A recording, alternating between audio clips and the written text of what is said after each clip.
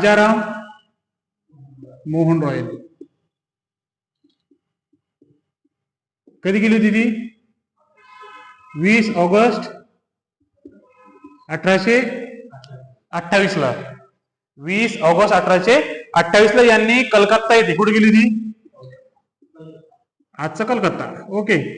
कलकत्ता येथे यांनी ब्राह्मो समाज स्थापना केली होती आणि यांनी जे आहे धर्म सुधारणा चळवळीची एक नीव रचली होती. कुठे रचली होती? कलकत्ता. म्हणजे भारतासाठी महत्वाचं होतं. भारतात जेव्हा धर्म सुधारणा चळवळ होती त्यामध्ये हा समाज फार महत्वाचा होतो. मग याची जे वेगवेगळे इफेक्ट आहे हे मग वेगवेगळ्या भारतातील वेगवेगळ्या प्रांतात पसरले. मग या ब्राह्मो समाजाचा इफेक्ट पहिला पसरला गुजरात प्रांतमध्ये. कोणत्या रे? गुजरात प्रांतमध्ये यांचा इफेक्ट पसरला सगळ्यात पहिले. कोणत्या प्रांतमध्ये पसरला? गुजरात प्रांतमध्ये. आणि नंतर जे बॉम्बे होतं, मुंबई प्रांत, ठीक आहे. तर या दोन्ही याच्यामध्ये या ज्या ब्राह्मो समाजाचा इफेक्ट आहे की ब्राह्मो समाजाची धर्म सुधारणा कुठे पोहोचली? ती गुजरातमध्ये पोहोचली आणि मुंबई प्रांतात पोहोचले. ठीक आहे. आता गुजरातमध्ये पोहोचल्यावर या गुजरातमध्ये मानव धर्म सभा, कोणती रे? मानव धर्म सभा स्थापना केली होती दादोबा पांडुरंग तरखडकर. कोण केली होती ती? दादोबा पांडुरंग तरखडकर यांनी. यांचं बघून मग आता यांनी काय केलं तर गुजरात प्रांतात काय रे मानव धर्म सभेची स्थापना केली होती. कशाची? मानव धर्म सभेची स्थापना केली होती. आणि ही केली होती 22 जून 1844 मध्ये. कधी केली होती ती? 22 जून 1844 मध्ये केली होती गुजरात प्रांतामध्ये मानव धर्म सभेची. कोण केली होती? दादोबा पांडुरंग तरखडकर. यांच्यासोबत सोबती पण होते 2-4. त्यांचं नाव होतं बघा, एक होतं दुर्गाराम आणि दुसरं होतं दिनमणी शंकर दलभद्रा. दिनमणी शंकर दलभद्रा. दिनमणी शंकर दलभद्रा अजून एक 2-4 जण त्यांच्यासोबत होते. यांनी मिळून काय केलं? मानव धर्म सभेची स्थापना केली. कुठे केली? गुजरातमध्ये. आता जर तुम्ही बघितलं तर दादोबा पांडुरंग तरखडकर याला काय म्हणतात मंगेश? यांची ओळख कशी आहे आपल्याला? याला मराठी व्याकरणाचे काय रे? का मराठी भाषेचे? मराठी व्याकरणाचे का मराठी भाषेचे? मराठी भाषेचे यांनी काय लिहिलं? पुस्तक लिहिलं होतं मराठी भाषेचे व्याकरण. कोणतं पुस्तक होतं? मराठी भाषेचे व्याकरण यांनी पुस्तक लिहिलं होतं. कधी लिहिलं होतं माहिती जे ते? मराठी भाषेचे व्याकरण कोण लिहिलं पुस्तक आहे? यांनी दादोबा पांडुरंग तरखडकर. कधी लिहिलं होतं? 1936 मध्ये. कधी लिहिलं होतं ते? 1936 मध्ये. आणि त्यांचं वय किती होतं उगं? ज्यावेळेस त्यांनी हे पुस्तक लिहिलं त्यांचं वय किती होतं रे? फक्त 25 वर्ष. किती होतं? 25 वर्ष. आपला 25 वर्ष काय झालं? जय काय झालं 25 वर्षात?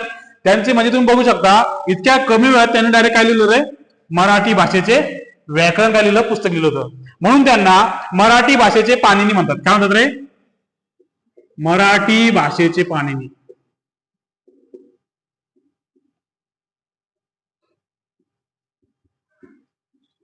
काय म्हणतात त्याला? मराठी भाषेचे पाणिनी. कोण म्हणतात? दादोबा पांडुरंग तरखडकर. कारण त्यांनी काय केलं? वयाच्या 25 अवघ्या 1936 मध्ये मराठी भाषेचे व्याकरण लिहिलं होतं. आणि त्यांचं जर तुम्ही बघितलं तर ते इंग्रजी भाषेचे शिक्षक होते. कोणत्या भाषेचे? इंग्रजी भाषेचे. बघा इंग्रजी भाषेचे शिक्षक होते ते. त्यांनी कोणत्या भाषेचं पुस्तक लिहिलं आहे? मराठी भाषेत. कधी लिहिलं ते? 1936 मध्ये. आणि त्यांचं वय किती होतं? 25 वर्ष. आपलं 25 म्हणजे काय झालं माहिती आहे आपल्याला. ठीक आहे. म्हणून त्यांना काय म्हणतात? मराठी भाषेचे पाणिनी म्हणतात. परत त्यांना बघा मराठी भाषेचे आद्य व्याकरणकार कर्ते सुद्धा होतात. काय म्हणतात रे? मराठी भाषेचे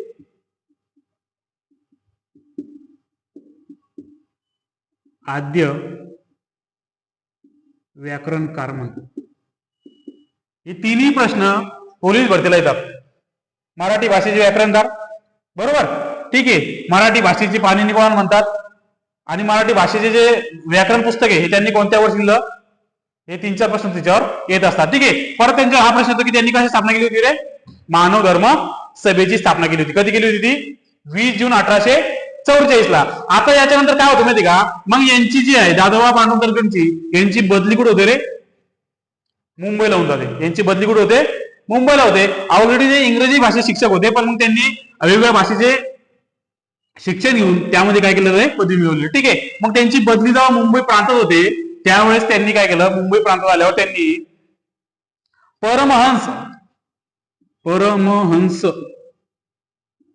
परमहंस मंडळी ची स्थापना केली. कधी केली रे, परमहंस मंडळीची स्थापना केली. कुठे केली, मुंबई प्रांतात. त्यांची जेव्हा इकडून गुजरातमधून बदली झाली आणि ते मुंबई प्रांतात, त्यावेळी त्यांनी काय परमहंस मंडळीची स्थापना केली. ही स्थापना केली होती 1848ला. कधी केली होती ती, 1848ला. त्यांनी जेव्हा त्यांची बदली झाली इकडे मुंबई प्रांतात, त्यावेळी त्यांनी परमहंस मंडळीची स्थापना केली होती. याचा जो उद्देश होता मानव धर्म सभेचा, तोच उद्देश याचा होता. फक्त हे काय झालं, हे जास्त काळात चालले नाही. ही 1848ला स्थापना झाली आणि ही 1860ला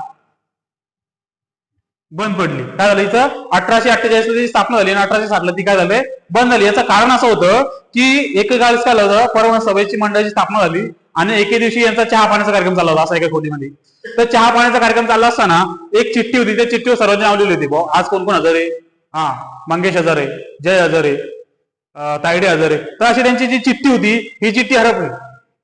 ज्या ज्या महापुरुष जे जे इथं समाज सुधारक सामील झाले होते, त्यांच्या नावाची चिठ्ठी हरपली. ती चिठ्ठी हरपली त्यामुळेच काय झालं, यांचे जे सगळे जे जमा झाले ते सगळे घाबरले. याला जर वाटलं की या चिठ्ठी जर ती इथल्या सनातनांच्या हातात लागली, जे पुरोहित होते, जे जातीभेद करत होते, तर त्यांच्या जर हातात लागली तर हे यांच्यासोबत काय करणार होते रे, ते यांच्यावर बहिष्कार टाकणार होते. मग बहिष्कार कोणता, तो जातीबाहेर टाकण्याचा, किंवा त्यांच्यावर मग बहिष्कार कोणता, तो यांच्याशी कोणताही संबंध न ठेवण्याचा, यांच्या मुलीशी यांच्याशी कोणाशी लग्न न लावण्याचा, असं यांना भीती होती. त्यामुळे या परमहंस सभेची मंडळीची स्थापना जी झाली होती 1860ला, ही 1860ला झाली, बंद पडून गेली. ठीक आहे. आता हे झालं होतं सगळं कशामुळे झालं होतं, तर ही जी ब्राह्मो समाज स्थापना झाली होती 20 ऑगस्ट 1828ला, यांचे अनुकरण करत या दादोबा पांडुरंग तरखडकर यांनी मानव धर्म सभेची स्थापना केली. यांचंही तेच काम चालू होतं. नंतर त्यांची इकडे मुंबई बदली झाल्यावर त्यांनी काय केलं, परमहंस मंडळीची स्थापना केली. आता ब्राह्मो समाजाची स्थापना झाल्यानंतर परत पुढे काय झालं, मग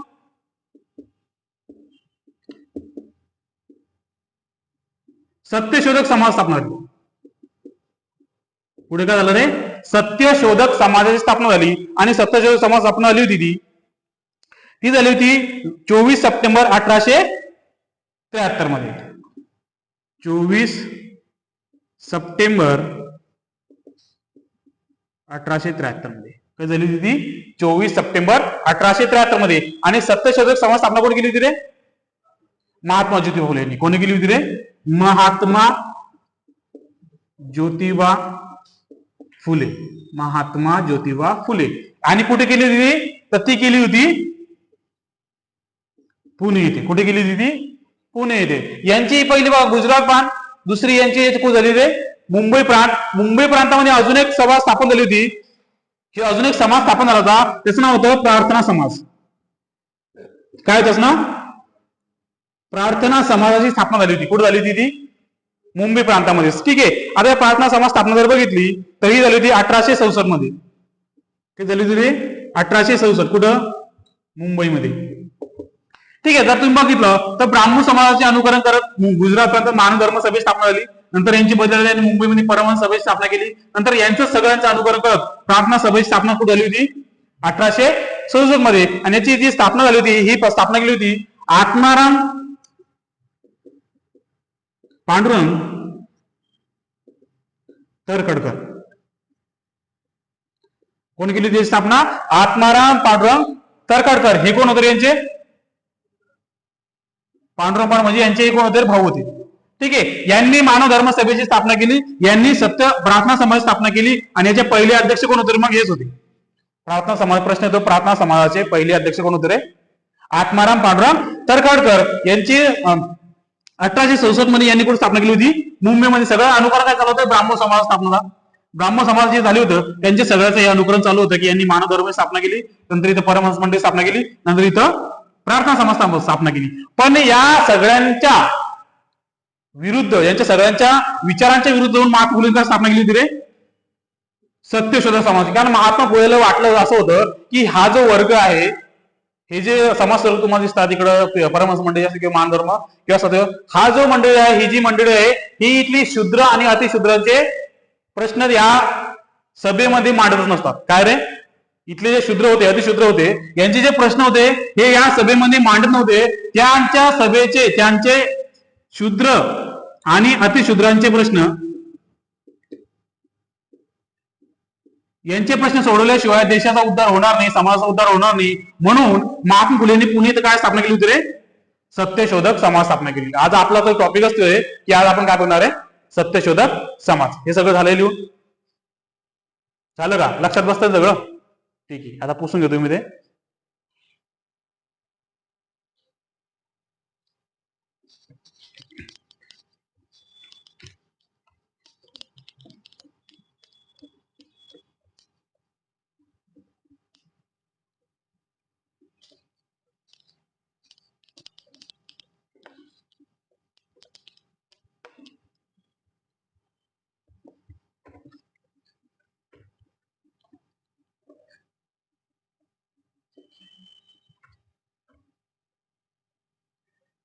ठीक आहे, तर मग आता पुढे झाली होती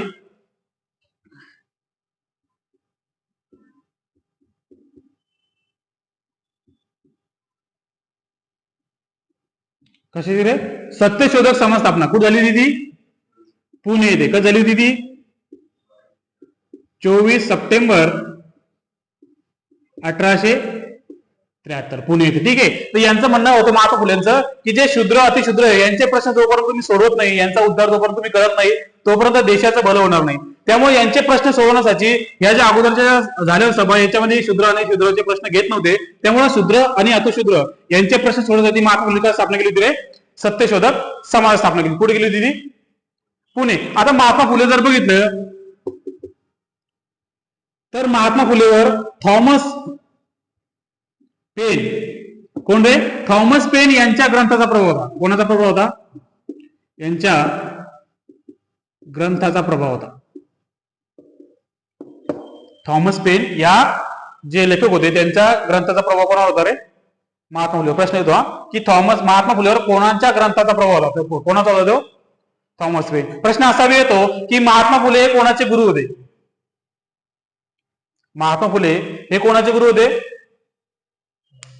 बरोबर, डॉक्टर बाबासाहेब आंबेडकरांचे गुरु होते. कोणाचे रे, डॉक्टर बाबासाहेब आंबेडकरांचे गुरु होते.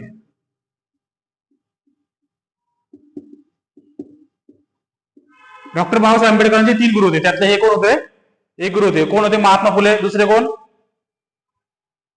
संत कबीर. आणि तिसरे गौतम बुद्ध. असे 3 गुरु होते डॉक्टर बाबासाहेब, त्यातले हे कोण होते रे, महात्मा फुले. आता बघा तुम्ही, महात्मा फुलेवर कोणाचा प्रभाव होता, थॉमस पेनचा. ठीक आहे, मग डॉक्टर बाबासाहेबांचे गुरु कोण, महात्मा फुले. यांनी काय स्थापना केली, सत्यशोधक समाज कुठे केली, पुण्याला. एक प्रश्न येतो, 24 सप्टेंबर 1873 महात्मा फुलेंनी स्थापना केली. काय रे, तिथले शूद्र आणि अतिशूद्र. ठीक आहे, सगळ्यात आधी हे समजून घेतलं पाहिजे की महात्मा फुलेचा हा जो लढा होता हा कोणत्याही जाती विरुद्ध होता किंवा कोणत्याही धर्माविरुद्ध नव्हता. तर महात्मा फुलेंचा हा जो लढा होता हा चातुर्वर्णीय जी व्यवस्था होती, ही जी चातुर्वर्णीय व्यवस्था होती, या चातुर्वर्णीय मानणारे जे पुरोहित होते, या चातुर्वर्णीय मानणारे जे पुरोहित होते त्यांच्याविरुद्ध हा लढा होता. आता चातुर्वर्णीय व्यवस्था तुम्हाला माहित सर्वांना काय काय होतं त्यामध्ये. सगळ्यात वरती कोण होतं,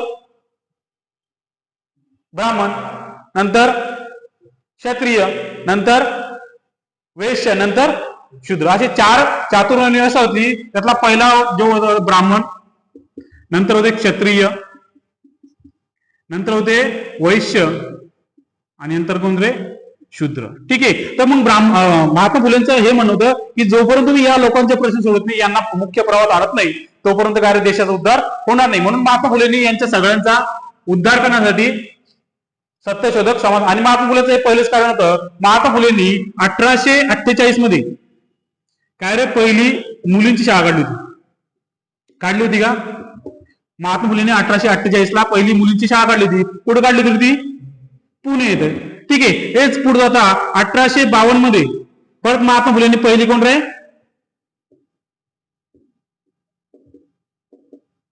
अस्पृश्यांसाठी शाळा काढली. कोणासाठी काढली रे, अस्पृश्यांसाठी. कधी काढली ती, 1852 मध्ये. प्रश्न येतो, पहिली शाळा आणि अस्पृश्यांसाठी काढलेली पहिली शाळा कधी 1852 मध्ये. ठीक आहे, हे दोन्ही प्रश्न तसे येतात की पहिली मुलींची शाळा कोणी सुरू केली? महात्मा फुलेंनी. पहिली महिला शिक्षिका कोण? सावित्रीबाई फुले कोण होत्या? यांच्या पत्नी होत्या. हे प्रश्न येत असतात. ठीक आहे, मग पहिली मुलींची शाळा 1848 ला कोण सुरू केली रे? पुणे येथे महात्मा फुले सुरू केली. 1852 मध्ये अस्पृश्यांसाठी पहिली शाळा कोण सुरू केली रे? महात्मा फुले यांनी सुरू केली. आता बघा तुम्ही की महात्मा फुले यांच्या जे सत्यशोधक समाज होता याचं काय वाक्य होतं बघा. ज्याचं उद्दिष्ट काय होतं बघा. समता, स्वातंत्र्य, समता, स्वातंत्र्य व बंधुता. हे जो सत्यशोधक समाज होता याचं उद्दिष्ट काय होतं? समता, स्वातंत्र्य आणि बंधुता. म्हणजे प्रत्येकाला काय रे? समान हक्क मिळाला पाहिजे, समान न्याय मिळाला पाहिजे, प्रत्येकाला स्वातंत्र्य मिळालं पाहिजे आणि बंधुता आपण जपली पाहिजे. आता बघा ना, तुम्ही जर बघितली आपली भारतीय राज्यघटना जर बघितली तर एकदा प्रश्न विचारला डॉक्टर बाबासाहेब आंबेडकर, तुम्ही घटना लिहिताना तुमच्या समोर कोणाचं हे होतं बा, समोर तुमच्या समोर काय होतं, काय होतं? तर डॉक्टर बाबासाहेब आंबेडकर म्हणते की माझ्या समोर जेव्हा मी घटना लिहित होतो तर माझ्या समोर लिहिताना छत्रपती शिवाजी महाराज काय होतं रे? स्वराज्य नियम. बरोबर नाही? छत्रपती शिवाजी महाराजांच्या काय स्वराज्यामध्ये मुस्लिम होते, बरोबर नाही? प्रत्येक समाजाचा व्यक्ती त्यामध्ये होता. तर माझ्या समोर छत्रपती शिवाजी महाराज स्वराज्य निर्माण होतो म्हणून मी त्यानुसारच काय लिहित होतो? घटना लिहितो. परत जर तुम्ही बघितलं तर महात्मा फुलेंचे समता, स्वातंत्र्य आणि बंधुता होतं हे सुद्धा तुम्हाला आपल्या भारतीय राज्यघटनेत दिसेल. आहे का नाही? हेच काय प्रस्तावनेमध्ये सुद्धा दिसतं. हे शब्द आहेत तसे तसे की समता, स्वातंत्र्य, बंधुता आहे ना घटनेमध्ये आपल्या, किंवा प्रस्तावनेमध्ये आहे, प्रतिज्ञेमध्ये पण आहे आणि प्रस्तावनेत सुद्धा आहेत की महात्मा फुलेंचं असेल समता, स्वातंत्र्य आणि बंधुता. आणि एवढंच काय तर छत्रपती शाहू महाराज दिलेलं आरक्षण सुद्धा आपल्याला घटनेत दिसतं. आहे की नाही? म्हणजे शिवाजी महाराज स्वराज्य सुद्धा प्रत्येक समाजाला न्याय आहे. आहे की नाही? तर असं कोणी मागं पडलेलं आहे. बरं इथंच काय स्वातंत्र्य, समता, बंधुता आपल्या क्लासमध्ये बघा असं कोणी आहे का बाबा हा वेगळा जाते आपण त्याला खाली बसवतो किंवा आपण त्याला वर्गाच्या बाहेर बसवतो? असं काही नाही ना. आपण सगळे एकाच मायेचे लेकर आहोत. हे कशामुळे रे? तर या महापुरुषांनी केलेलं सगळं काय रे? समाज सुधारण्यामुळे. ठीक आहे, तर समता, स्वातंत्र्य, बंधुता हे काय होतं रे? उद्दिष्ट होतं. कोणाचे? सत्यशोधक समाज आहे. आणि हे कोणासाठी होतं? खास करून शूद्रासाठी. कारण यांना जे वागणूक मिळत होती तुम्ही बघा ना की ज्यावेळेस तुम्ही बाबासाहेबांची म्हणजे पुस्तक तर वाचणार करायचे, पण मग तुम्ही टीव्हीवर किंवा ऐकलं असेल की बाबासाहेब कुठे बसत होते? वर्गाच्या बाहेर. आणि बाबासाहेब बसायचे स्वतःचं घरून एक पोतडा आणावं लागत होतं की त्या पोतड्यावर बघितलं. बरोबर की नाही? ठीक आहे, तसंच हे सगळं चालू होतं की इथला जो शूद्र वर्ग होता यांना शिक्षणाची असेल किंवा यांच्यानुसार चातुर्वर्णीय व्यवस्थेनुसार जर तुम्ही बघितलं तर क्षत्रियांचं काम काय होतं रे? युद्ध लढणे. बरोबर नाही? वैश्याचं काम काय होतं? आता आपण जे अगोदर बघितले होते दादाभाऊ पांडुरंग हे कोणत्या वर्णातले होते? वैश्य वर्णात होते. शूद्राचं काम काय होतं? या शूद्रामध्ये जे वर्ण होते त्यामध्ये काय होतं की जसं की चांभार समाज व्यक्ती असं त्याचं काम काय नव्हतं? कातडे काढणे जनावरांची. बरोबर की नाही? जर महार असेल तर त्याचं काय होतं? एखादं जनावर मिळालं गावातलं जे ओढून नेण्याचं काम कोण होतं? महार समाज होतं. बरोबर की नाही? मातक समाज असेल तर यामध्ये जे व्यक्ती जे होते यांची जी दशा चालली होती या दशांच्या विरुद्धच काय झालं होतं? महात्मा फुलेंनी कार्य सुरू केलं होतं. आता बघा त्यांचं उद्दिष्ट काय होतं? प्रत्येकाला समता, समानता देणे, स्वातंत्र्य देणे, प्रत्येकाला स्वातंत्र्य जगता आलं पाहिजे आणि प्रत्येक जण बंधुता असली पाहिजे. चला पुढे जाऊया. आता बघा याचं समाजाचे उद्दिष्ट काय होतं? तर आपण बघितलं की स्वातंत्र्य, समता हे विचार रुजवण्यासाठी या सत्यशोधक समाजाची स्थापना झाली. आता यांचा लढा कोणाकोणाचा होता? तर यांचा लढा होता तो इथले असतील ब्राह्मण, भट, जोशी, इथले जे सनातनी विचाराचे जे लोक होते खास करून पुण्यातल्या, आपल्याला माहिती आहे की सनातनी लोक कुठे जास्त लढतात? पुण्यामध्ये. इथले ब्राह्मण असेल, भट असेल किंवा मग जोशी असेल तर यांच्या विरुद्ध यांचा लढा होता. मी परत एकदा सांगतोय की ब्राह्मणाच्या विरुद्ध लढा नव्हता किंवा हिंदू धर्माच्या विरुद्ध लढा नव्हता. इथले जे या समाजाचे जे लोक होते की जे जास्त सनातनी करत होते. बरोबर की नाही? लोकमान्य टिळकाचं एक वाक्य आहे की तुम्ही जर बघितलं चातुर्वर्णीनुसार की ओबीसी समाज हा काय करतो रे? ओबीसी समाज काय होतं? याच्यावर जर बघितलं तर ओबीसी समाज एकच कार्य होतं, शेती करणं. काय कार्य होतं? शेती करणे. किती ओबीसी समाज होतं? शूद्राचं कार्य जे होतं की जनावर ओढणे, जनावरचं कातडं काढणे. तर ओबीसी समाजाचं कार्य काय होतं की जे शेती करणार जे वर्ग त्याला काय म्हणतात रे? ओबीसी. यानी की इथला आजचा जो ओबीसी वर्ग आहे त्याला ओबीसी म्हणतात होतं. ठीक आहे, तसंच मला लोकमान्य टिळकाचं एक वाक्य होतं की ज्यावेळेस त्यांनी एक वाक्य म्हटलं होतं की इथला जो ओबीसी समाज आहे किंवा तेली, कुणबी, माळी हे संसदेत जाऊन काय करते म्हणजे नागर आणतील का? काय वाक्य त्यांचं की इथला कुणबी, तेली, माळी जो आहे हे संसदेत जाऊन नागर आणतील का? तर आज बघा ना ते काय करतायत रे संसदेत जाऊन, सांगा बरं, संसदेत जाऊन कुणबी तेली माळी आज काय करताय सांगा. आज जर तुम्ही बघितलं बीड मधले ते गोपीनाथ मुंडे, माहिती आहे तुम्हाला कोण समाजाचे ते, माळी का बंजारा आहे, बंजारा समाज आहे. आज जर तुम्ही बघितलं तर गोपीनाथ मुंडेंनी सरकारमध्ये राहून त्यांचा जो समाज हा एसटी समाजामध्ये टाकलेला आहे की नाही, तो एकमेव समाज जो एसटी समाजामध्ये जातो, एसटी मध्ये आहे की नाही, एसटी समाजात त्यांना आरक्षण मिळतं, बंजारा समाज. तर मग माझं म्हणणं हेच की बुवा इथले कुणबी तेली माळी जेव्हा संसद गेले तर त्यांनी काय केलं रे, त्यांच्या आरक्षणाची व्यवस्था केलेली, म्हणजे लोकमान्य टिळकाला त्यांनी हे केलेलं. ठीक आहे, तर बघा यांचं उद्दिष्ट काय होतं, तर जे महात्मा फुलेंचं यांचा लढा कोण होतं, ब्राह्मणिझम, जे ब्राह्मणी समाजाचे लोक होते किंवा भट असेल, जोशी असेल, यांच्या विरुद्ध सत्यशोधक समाजाचा लढा होता. चला पुढगा. आता या सत्यशोधक समाजाचे काय काय हे होतं, तत्वे काय होतं बघा. पहिलं तत्व होतं लोकांच्या दायित्वापासून शूद्र लोकांना मुक्त करणे, म्हणजे दायित्व कोणाचे रे, यांचे जे तत्व होते की महात्मा फुलेंचं म्हणणं असं होतं की इथले जे जसं आता कोणतंही कार्य करायचं जर असेल आपल्याला, तर आपण सगळ्यात पहिले कोणाला बोलतो रे, ब्राह्मण. लग्न जर करायचं तिथे काढावं लागते की नाही, बुवा तिथे असे काढावं लागते की पाणी येणार नाही, पण पाणी कोणाच्या हाताला आलं का आता नाही. आमचा एक मित्र आहे विनोद परमेश्वर म्हणून, त्याचं लग्न होतं आता मागच्या वर्षी या उन्हाळ्यामध्ये, तर त्याचं लग्नाची तिथी काढली होती, त्याने 1500 रुपये दिले होते. किती? 1500 रुपये दिले होते, 1500 रुपये. आणि शेवटी त्याच्याला इतका पाणी पाडा त्या दिवशी अक्षरशः वाटतं झाला, वाटतं काहीतरी तारीख होती, मला आठवली त्याची तारीख. तर माझं असं म्हणणं की बुवा हे जे कार्य जे करायचे जे होते त्यांच्या सोडून त्यांनी, म्हणजे त्यांनी काय केलं की बुवा लग्न लावायचे यावेळीचा सत्यशोधक समाजाच्या तिथीनुसार लग्न लावायचे, तर लग्न यांनी ब्राह्मणा सोडून लावून दिलं. कारण त्यावेळेस काय बसायचं की लग्न जर लावायचे तर त्यावेळेस संस्कृती येणं महत्वाची होती, आणि इथल्या लोकांना संस्कृत शिकणं माहित नव्हतं विचारायला, तर संस्कृत कुठे येणार आहे. ठीक आहे, इथले जे शूद्र लोक होते यांना शिक्षण माहित होतं का नाही, तर त्यावेळेस लग्न जेव्हा लावायचे तर त्यावेळेस काय रे, तर संस्कृत मध्ये मंत्र म्हणायचे ते, आहे की नाही. आता आपण जे बघतो आपण ते मराठी ऐकतो समजून घ्या, आहे की नाही. तर त्यावेळेस संस्कृत मध्ये लग्न लावायचे, पण आता त्यावेळेस संस्कृत येत होती का शूद्रांना नाही येत होती. तर मग त्यावेळेस काय करी यांनी मराठीतच लग्न अष्टक सुरू केली. काय सुरू केले? मराठीतच लग्न अष्टक, जे आपण म्हणतो आपण सावधान गंगा, ती यांनी सुरू केली. मग पण संस्कृत आपल्याला येत नव्हती, शूद्रांना संस्कृती होती का नाही, पण ब्राह्मणाला तर बोलवायचं नाही. मग आपलीच लग्न अष्टिका कोण सुरू केली रे? महात्मा फुलेंनी सुरू केली. हे म्हणजे लय मोठं कार्य त्यांच्यावर बोललं गेलं, पण आपण जे बघतोय सत्यशोधक समाज. ठीक आहे, तर यांच्या आधारे मुक्त करण्याचं काम कोण केलं होतं रे? महात्मा फुलेंनी. पुढे जाऊया आता सत्यशोधक समाजाची तत्वे काय होती, यातले लय महत्वाचे तत्व आहेत. जसं की आपण ब्राह्मण समाज बघितले होते, बरोबर की नाही. ब्राह्मण समाज तत्व होते की सबका मालिक एक होतं का नाही, बघितलं होतं की नाही आपण.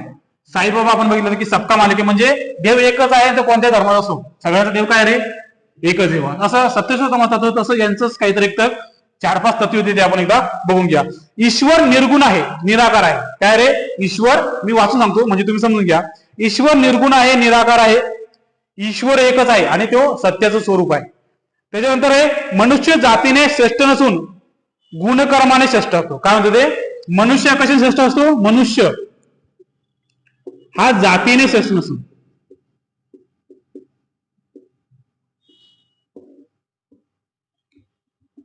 तो कशाने श्रेष्ठ असला पाहिजे? गुणाने, आपल्या गुणाने श्रेष्ठ असला पाहिजे. जातीने श्रेष्ठ असला पाहिजे का? तर आपल्या गुणकर्माने श्रेष्ठ असला पाहिजे. तो आपल्या कशा श्रेष्ठाने कर्म असला पाहिजे. कारण इथे काय होतं जुन्या काळामध्ये, किंवा जो वरच्या वर्गातला आहे तो श्रेष्ठ. संत रामदासाचं एक वाक्य होतं की चातुर्वंश, त्यांनी त्यांचं वाक्य होतं संत रामदासाचं की ब्राह्मण कितीही भ्रष्ट असला तरी तो 4 लोकात श्रेष्ठ आहे. काय होतं? ब्राह्मण कितीही भ्रष्ट असला तो काय रे, 4 लोकां श्रेष्ठ आहे. तो वाक्य खोडण्याचं काम कोण केलं होतं रे? महात्मा फुले गेले. की महात्मा फुले होतं की जातीने श्रेष्ठ नसला पाहिजे, तर कशाने श्रेष्ठ असला पाहिजे? गुणाने श्रेष्ठ असला पाहिजे. आजच ते आपल्याला मिळतंय किंवा आज या देशाची आदिवासी महिला जी आहे ती कोणत्या उत्पादनावर बसली रे? राष्ट्रपती बरोबर. बरोबर की नाही? ती जाती श्रेष्ठ आहे का? ती तिच्या गुणांना कुठे गेली रे? राष्ट्रपती बरोबर. आज या देशाचे पंतप्रधान कोणत्या जातीचे? ओबीसी जातीचे. बरोबर की नाही? तर हे कशामुळे झालं रे? तुम्ही तुमच्यात जर गुण असेल तर तुम्ही कुठे जाऊ शकता? तुम्ही तुमच्या पदावर नाही, म्हणजे कोणी IPS IAS व्हायसाठी आज काही जातीची एवढी अट नसते. तुमच्यात जर खरंच गुण असेल तर तुम्ही कुठे जाऊन बसता रे? वरून बसता. हे सत्यशोधक समाज काय होतं रे? तत्व होतं. त्याच्यानंतर कोणताही धर्मग्रंथ पुराण ईश्वर निर्मित नाही, असं म्हणजे कोणताही धर्मग्रंथ असेल हे काय रे ईश्वर निर्मित नाही म्हणायचे, ईश्वर निर्मित नाही. काय रे ईश्वर निर्मित नाही म्हणायचे, ते मानतच नव्हते. धर्मग्रंथ असेल कोणताही धर्माचा असेल की त्यामध्ये मनुस्मृती होता, बरोबर नाही, मनुस्मृती असेल असे ग्रंथ ते मानतच नव्हते. कोण रे सत्यशोधक समाज आणि महात्मा फुले. त्याच्यानंतर होतं परमेश्वर अवतार घेत नाही. अजून कोणतं होतं की परमेश्वर अवतार घेत नाही, याच्यावर त्यांचा विश्वास नव्हता. नंतर त्याच्यानंतर सर्व माणसे एका परमेश्वराचे लेकर आहेत व परमेश्वर हा त्यांचा नाव आहे. सर्व माणसे काय रे एकाच, आपण सगळे कोणाचे एकाच बापाचे लेकर आहोत, आपण सगळे एकाच मायबापाचे लेकर आहोत. म्हणजे यांचं पण तेच म्हणतं की आपण सगळे करणारे एकाच देवाचे लेकर आहोत. सगळे मायबाप म्हणजे काय एकाच देवाचे लेकर आहोत. जसं की ब्राह्मण समाज होतं की सबका मालिक एक, तसं यांचं पण तेच म्हणतं की सगळेच एकाच देवाचे लेकर आहोत आणि परमेश्वराची प्रार्थना करण्यासाठी पूर्वहितांची किंवा मध्य म्हणजे देवाची आपल्याला प्रार्थना करायची, बरोबर की नाही.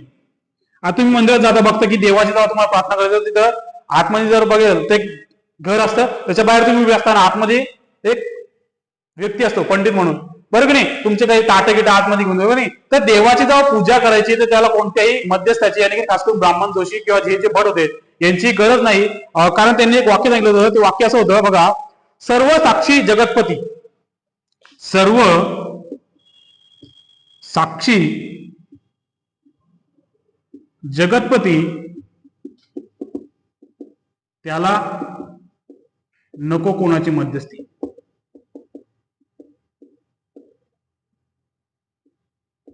सर्व साक्षी जगतपती त्याला कोण नको, म्हणजे जो सर्व साक्षी जगतपती देव जो आहे त्याला जर त्याची पूजा अर्चना काही करायची, त्याची कोणाची मध्यस्थी करायची गरज आहे का रे, म्हणजे ब्राह्मणाची गरजच नाही असं त्यांना महात्मा फुलेंचं म्हणणं होतं. त्यांनी एक वाक्य पण सांगितलं होतं की बुवा सर्व साक्षी जगतपती. जसं उदाहरण बघा, माशाचं जे पिल्लू आहे, माशी खाल्ल्या सर्वांनी, नाही खाल्ल्या, काऊन आवडत नाही. बरं, माशी जे पिल्लू आहे तर त्याला पोहणं शिकवायची गरज आहे का, का बरं शिकवण्याची गरज नाही.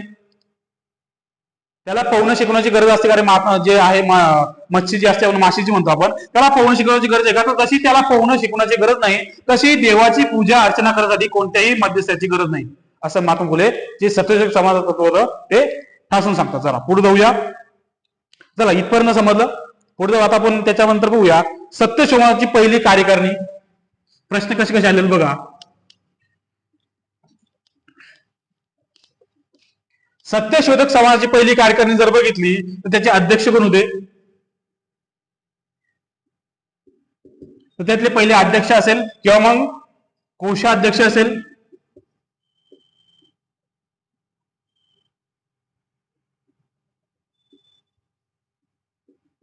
किंवा त्यांचे महासचिव असेल किंवा त्यांचे कार्यवाहक असेल, ठीक आहे. तर त्यातले पहिले अध्यक्ष जे होते तर पहिले अध्यक्ष होते डॉक्टर विश्राम रामजी घुले. डॉक्टर विश्राम रामजी घुले कोण होते पहिले अध्यक्ष. कार्यकारिणी होती सत्यशोधक पहिले अध्यक्ष डॉक्टर विश्राम घुले. नंतर कोषाध्यक्ष होते, कोषाध्यक्ष होते महात्मा ज्योतिबा फुले. कोण होते रे, महात्मा ज्योतिबा फुले. आणि कार्यवाहक होते नारायण गोविंद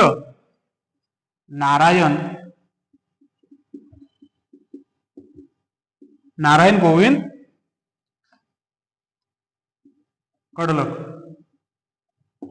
ठीक आहे. नारायण गोविंद कडलक असे या सत्यशोधक समाजाची कार्यकारिणी होती. की अध्यक्ष होते डॉक्टर विश्राम रामजी फुले आणि कोषाध्यक्ष होते महात्मा ज्योतिबा फुले आणि कार्यवाहक होते नारायण गोविंद कडलक, ठीक आहे. आता बघा की कृष्णाजी भालेराव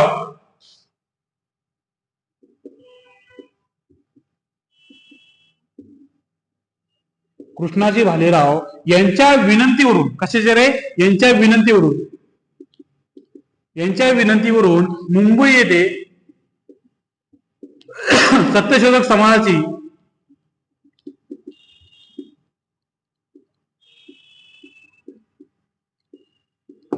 स्थापना झालेली. काय रे, कृष्णाजी भालेराव यांच्या विनंतीवरून सत्यशोधक काय रे 1874 म्हणजे मुंबई येथे 1874 मध्ये, म्हणजे 73 ला इकडे पुण्यात झाली आणि 1814 मुंबई येथे काय रे स्थापना झाली, म्हणजे एक शाखा ओपन करण्यात आली. काय रे, एक शाखा ओपन करण्याची. कोणाचा प्रश्न येतो की कोणाच्या विनंतीवरून 1874 ला मुंबई येथे काय रे सत्यशोधक समाजाची शाखा ओपन करते. या सत्यशोधक समाज स्थापना कोल्हापूरमध्ये पण झालेली आहे. कोल्हापूरमध्ये छत्रपती शाहू महाराजांनी केली होती. कोल्हापूरमध्ये या सत्यशोधक समाजाची शाखेची ओपनिंग कोणी केली होती रे? छत्रपती शाहू महाराज यांनी केली. ठीक आहे. मग पुढे गेल्यावर प्रश्न असा आला की सत्यशोधक समाजाचे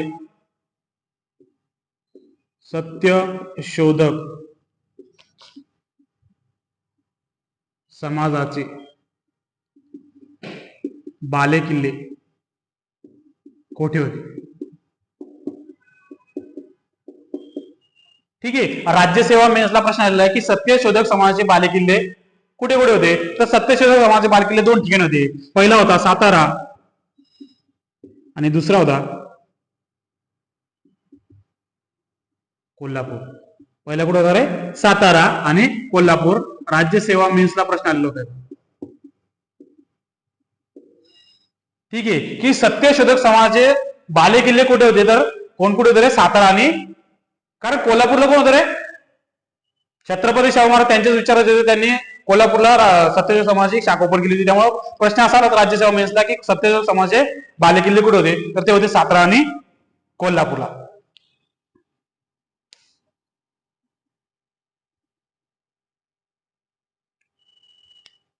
ठीक आहे. तर मग या सत्यशोधक समाजाची स्थापना झाली होती कोल्हापूरला. याचे अध्यक्ष होते भास्करराव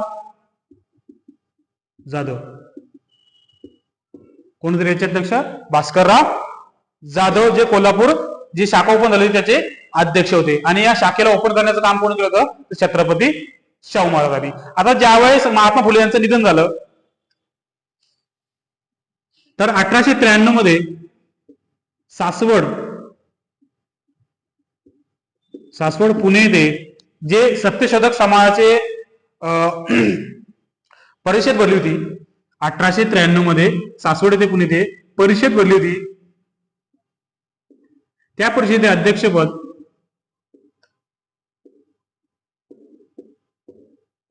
हे सावित्रीबाई फुले यांनी भूषवलं. कोण भूषवलं होतं रे? सावित्रीबाई फुले यांनी भूषवलं होतं. पण प्रश्न कसा आहे तुम्ही किंवा महात्मा फुलेंच्या निधनानंतर सासवड येथे जी सत्यशोधक समाजाची ही झाली होती, बैठक झाली होती, परिषद झाली होती, त्या परिषदेचे अध्यक्षपद कोण भूषवलं होतं? ते सावित्रीबाई फुले. ठीक आहे. एवढं लक्षात ठेवायचंय की बा महात्मा फुलेच्या गेल्यानंतर ज्यांचा जे विचारांचा गाडा आहे हा पुढे कोण चालवणार आहे? सावित्रीबाई फुले यांनी. ठीक आहे. चला पुढे जाऊया. आता सत्यशोधक समाजाची काही विवाह पद्धती होती. मी आता सांगितलं होतं, परत एकदा बघू त्याला. सत्यशोधक समाजाची जी विवाह पद्धती होती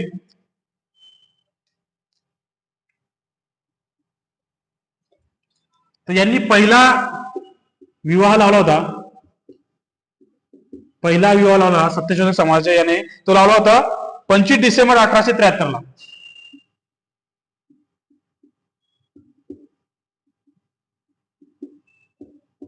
25 डिसेंबर 1873 ला त्यांनी पहिला विवाह लावला होता. कारण 24 सप्टेंबरला स्थापना झाली आणि 25 डिसेंबरला त्यांनी काय 1873 मध्ये पहिला विवाह लावला होता.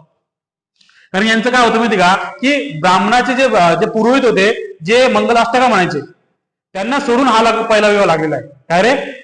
त्यांना सोडून. मी सांगितलं ना की या लग्न लावण्याचे जे विधी होते ते संस्कृत मध्ये होत्या आणि संस्कृत शुद्र अतिशूद्र लोकांना येत नव्हती. मग यांनी काय केलं की मराठीत चालू दे आपलं गंगा जमुना आहे की नाही. तर मग यांनी पहिला विवाह लावला होता 25 डिसेंबर 1873. आणि पहिला विवाह तो कोणाकोणाला लागला होता? तर ते पहिला विवाह लागला होता सीताराम अल्लाट आणि राधाबाई दिनकर. सीताराम अल्लाट, राधाबाई दिनकर हा पहिला जो विवाह आहे सत्यशोधक समाजाने 25 डिसेंबर 1873 मध्ये लावला होता. ठीक आहे. त्यांनी परत दुसरा विवाह लावला होता, तो होता ज्ञानोबा ससाने आणि काशीबाई यांच्यामध्ये. दुसरा ज्ञानोबा ससाने आणि काशीबाई. या दोघांचा दुसरा विवाह त्यांनी नंतर लावला होता, की पहिला विवाह लावला 25 डिसेंबर 1873 की सत्यशोधक समाजाने पहिला विवाह कोणत्या तारखेला लावला 25 डिसेंबर 1873. कोण कोणते? सीताराम आल्हाट आणि राधाबाई दिनकर. दुसरा विवाह होता ज्ञानोबा ससाने आणि काशीबाई मध्ये. ठीक आहे. नंतर आता बघा महात्मा फुले यांनी काय केलं, यांचं कार्य जे चालू होतं शूद्र अतिशूद्रासाठी, मग शिक्षणाचा झिरपता सिद्धांत, शिक्षणाचा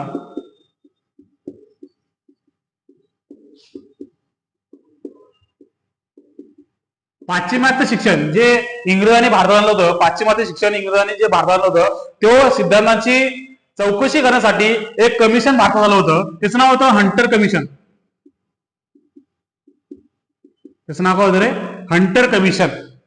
की जो पाश्चिमात्य शिक्षणाचा जे इंग्रजांनी भारतात आणलं होतं, तर त्यांनी भारतात आणलं किंवा इथल्या जे लोक आहेत, मग ते कोणत्याही जाती धर्माचे पंथाचे असो, या प्रत्येकाला शिक्षण मिळालं पाहिजे म्हणून त्यांनी शिक्षणाचा झिरपता सिद्धांत, पाश्चिमात्य शिक्षणाचा झिरपता सिद्धांत भारतात आणला होता. पण ज्यावेळेस त्यांचा हंटर कमिशन यांची लोकजमा करण्यासाठी इथं भारतात आलं की बाबा इथलं शिक्षणाची पद्धती सुधारली का, शिक्षण कोणाकोणी पसरले, तर या हंटर कमिशनला साक्ष देण्यासाठी प्रश्न येतो, हंटर कमिशनला साक्ष कोण दिली होती? तर हंटर कमिशन साक्ष देण्यासाठी महात्मा फुले इथं हजर झाले होते. कोण झालं होतं रे? महात्मा फुले या हंटर कमिशन समोर साक्ष देण्यासाठी हजर झाले होते. हा हंटर कमिशन आला होता 1882 मध्ये. हंटर कमिशन कधी आला होता रे? 1882 मध्ये आला होता. आणि या हंटर कमिशनला साक्ष देण्यासाठी प्रश्न असा येतो की हंटर कमिशनला साक्ष कोण दिली होती? तर ती दिली होती महात्मा फुले यांनी. आणि महात्मा फुले यांनी सांगितलं होतं की इथले जे पुरोहित वर्ग आहे, इथले जे पुरोहित वर्ग आहे हे काय करतात, इथल्या शेतकऱ्यांपासून इथल्या गरिबांपासून सारा वसूल तर करतात, पण इथल्या जे गरीब आहेत त्यांना शिक्षण देत नाही. काय देत रे? शिक्षण देत नाही. यांच्याकडून टॅक्स वगैरे वसूल करतात, पण इथले जे पुरोहित टॅक्स वगैरे वसूल करतात, पण इथल्या शिक्षकांना शूद्र शिक्षण देतात का? तुम्ही त्यावेळी बघितलं की बाबासाहेब वर्गाच्याच बाहेर बसायचे. तर त्यामुळे इथल्या शूद्र आणि अशा शूद्रांना शिक्षण मिळत नव्हतं. म्हणून यांनी साक्ष दिली होती महात्मा फुलेंनी. आणि यांनी काय काय मागणी केली होती? तर यांनी मागणी केली होती की शिक्षण हे मोफत, काय रे? शिक्षण हे मोफत आणि सक्तीचे दिले गेले पाहिजे. काय रे? शिक्षण हे मोफत आणि कसं रे? सक्तीचे दिले गेले पाहिजे, असं महात्मा फुलेंनी त्यांच्या समोर मांडलं होतं की हे शिक्षण इथल्या जे शूद्र अतिशूद्र आहे त्यांना शिक्षण हे मोफत दिले गेले पाहिजे आणि कसं रे? सक्तीचे दिले पाहिजे. हेच वाक्य आपल्या भारतीय संविधानात तुम्हाला आढळतं. शिक्षण हे कसं रे? आजही भारतीय संविधानात तुम्हाला होतं की शिक्षण हे आपल्याला कसं भेटतं रे? मोफत भेटतं ना. वयाच्या 14 वर्षामध्ये शिक्षण तुम्हाला मोफत, पुस्तकं भेटतात, कपडे भेटतात, खिचडी भेटते की नाही? वयाच्या 14 ते 12 वर्षापर्यंत आपल्याला शिक्षण हे मोफत भेटतं. पण सक्तीचं भेटतं का रे? भेटत नाही. सक्तीचं भेटलं असतं तर आपण इथं बसलो असतो का? आपल्याला इंग्रजी शिकण्याचं काम पडलं असतं, आपलं मराठी शिकायचं काम पडलं असतं डबल. आपल्याला हे सगळं शिकलेलं आहे ना, बरोबर की नाही? पण आपल्याला ते सक्तीचं मिळत नाही. आजच्या जमान्यात जर बघितलं तर बऱ्याचशा शाळा माठाला बंद झालेलं आहे की नाही? तर आता नाही भेटत ना, आता मोफत भेटतंय. हे शिक्षण त्यावेळेस महात्मा फुले म्हणाले की मोफत आणि सक्तीचं पाहिजे होतं, पण आता ते मोफतचं भेटते. पण शिक्षण भेटतंय का रे? आता मला खिचडी भेटल, वाटाणे भेटल, अंडे भेटल आणि केळं भेटल, पण हे काय सक्तीचं भेटतंय का? नाही भेटत आहे. ठीक आहे. तर महात्मा फुलेंनी शिक्षण हे मोफत असलं पाहिजे, पण कसं असलं पाहिजे रे? सक्तीचं असलं पाहिजे. आणि हेच वाक्य तुम्हाला भारतीय संविधानामध्ये दिसतं की वयाच्या 12 ते 14 वर्षापर्यंत, किती रे? 12 ते 14 वर्षापर्यंत तुम्हाला काय रे? मोफत आणि सक्ती शिक्षण भेटलं पाहिजे. जर हे तुमचे मम्मी किंवा पप्पा देऊ शकत नाही तर तुम्ही त्यांच्यावर केस दाखल करू शकता, बरं का? जर तुमची मम्मी किंवा पप्पा या वयाच्या आज जर तुम्हाला एखाद्या ठिकाणी कामाला पाठवत असेल तर तुम्हाला ते शिक्षण देऊ शकत असेल तर तुम्ही त्यांच्यावर काय रे? केस दाखल करू शकता. केस हे भारतीय संविधान दिलेलं तुम्हाला की वयाच्या 14 तुम्हाला कमी शिकता कधी 14 वर्षापर्यंत तुम्ही शिकू शकता. हे जर तुमच्या आपल्याला तेवढं वयस कळते 14 वर्षांमध्ये की आपण जर शिकवलं नाही, जर तुमच्या घरच्यांनी तुम्हाला शिकवलं नसेल तर तुम्ही तुमच्या घरच्या काय रे? केस दाखल करू शकता. हेच वाक्य शिक्षण मोफत आणि सक्तीचे भेटलं हेच भारतीय संविधानामध्ये दिसतं. परत दुसरं एक महात्मा फुलेंचं एक म्हणणं होतं की इथले जे शिक्षक आहे ना, शिक्षक हे शेतकरी वर्गातले पाहिजे. कोण पाहिजे रे? जे शेतकरी शेती करतात इथले शिक्षक पाहिजे. कारण जे ब्राह्मण शिक्षक होते हे इथल्या शूद्रांना शाळेत बसू देत नव्हते, त्यांच्यावरती लक्ष देत नव्हते. मग महात्मा फुले यांनी अंतर कमिशन समोर साक्ष मांडली आणि सांगितलं की इथले जे शिक्षक असले पाहिजे हे शेतकरी आणि गरीब वर्गात असले. कुठले असले पाहिजे? शिक्षक हे कसे रे? गरीब आणि शेतकरी वर्ग, कारण इथला शेतकरी जो आहे हा गरिबावर लक्ष देऊ शकतो, बरोबर आहे. इथले शूद्र जे आहेत त्यांच्यावर तो लक्ष देऊ शकतो. म्हणून महात्मा फुलेंनी काही मागण्या घेऊन या हंटर कमिशन समोर काय दिली होती रे, साक्ष दिली होती. यावर एक प्रश्न येतो कोणता, की हंटर कमिशन 1882 ला आलं, तर या हंटर कमिशनला साक्ष देण्यासाठी कोणता भारतीय व्यक्ती तिथे हजर होता, तो कोण होता रे, महात्मा फुले. आणि त्यांच्या मागणी काय होती, तर हे पण लक्षात ठेवायचं, शिक्षण हे कसं असलं पाहिजे, मोफत आणि सक्तीचं असलं पाहिजे. ठीक आहे. कोणत्या वेळेला ते 12 ते 14 वर्षापर्यंत. ठीक आहे. आणि मग त्यांच्या दुसरी जी मागणी होती की शिक्षक हे कोणते असले पाहिजे, शेतकरी आणि गरीब असले पाहिजे. तर हा होता कोणता, सत्यशोधक समाज. कोणता होता, सत्यशोधक